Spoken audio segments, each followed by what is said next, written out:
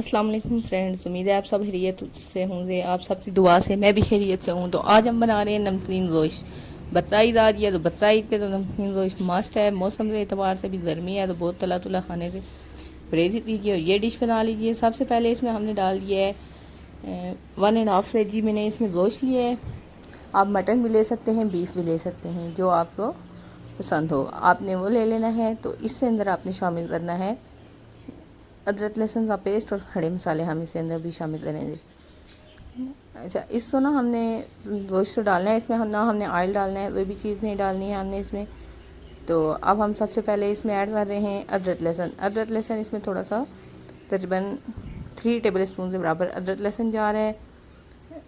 وہ میں نے پیس لیا ادرک لہسن تو اچھی طرح سے، وہ میں نے اس کے اندر شامل کر دیا. اور اب اس میں گرم مسالے کے سارے کھڑے مسالے اس میں شامل کر رہی ہوں خوشبو کے لیے اور ٹیسٹ کے لیے.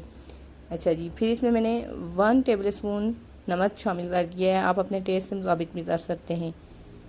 تو اب ہم نے اس کو کرنا ہے بھوننا ہے، مطلب گوشت کا پانی جو ہے وہ ہم نے خشک کر لینا ہے بغیر آئل ڈالے، بغیر پانی ڈالے.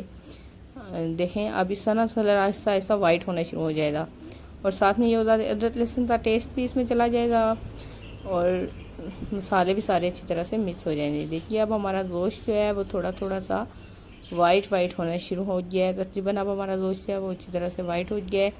بہت ایزی ریسیپی تھی تو میں نے سوچا آپ کے ساتھ ضرور شیئر کی جائے. بقرعید اور مزے مزے کی ڈشز نہ ہوں یہ تو ہو ہی نہیں سکتا. تو اب ہم نے اس کے اندر شامل کر دیا ہے پانی.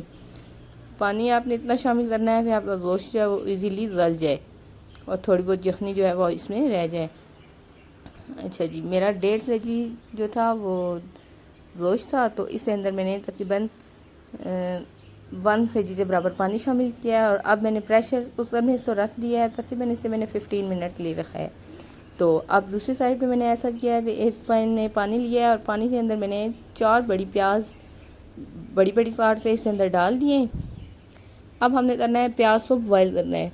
پیاز کو بوائل کرنے کے لیے میں نے اس کو ڈھک دیا ہے جس کو اچھی طرح سے بوائل آ جائے. پیاز کا جو تھکنس ہے وہ سافٹ سی ہو جائے پیاز. دیکھیں اب ہمارا پیاز جو ہے بوائل ہو گیا ہے.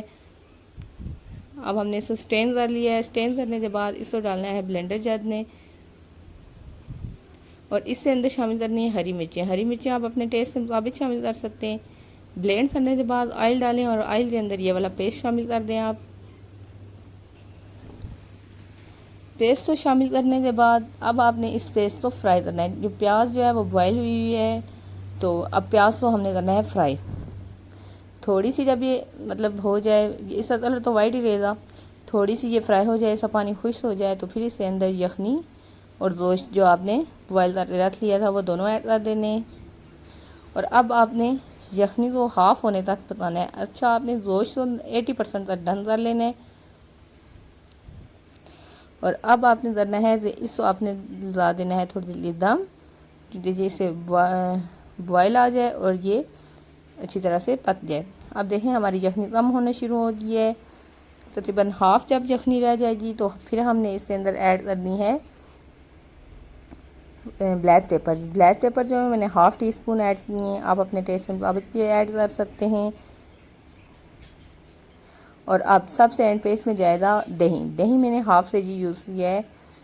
تو اگر آپ کا ٹیسٹ ہے کہ آپ اتنا اس سے گریوی چاہتے ہیں، کیونکہ میں نمکین بنا رہی ہوں. ویسے تو نمکین ہوتے ہیں بالکل خشک، لیکن آج جو نمکین بنے گا وہ بنے گا گریوی والا. بہت ہی ٹیسٹی بن رہا ہے. تو خوشبو تو اس کی بہت ہی مزیدار آ رہی ہے.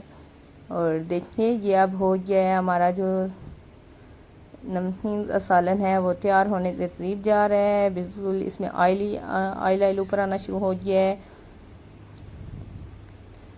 اب دہی ہے تو دہی کو ہم نے کرنا ہے اچھی طرح سے فرائی.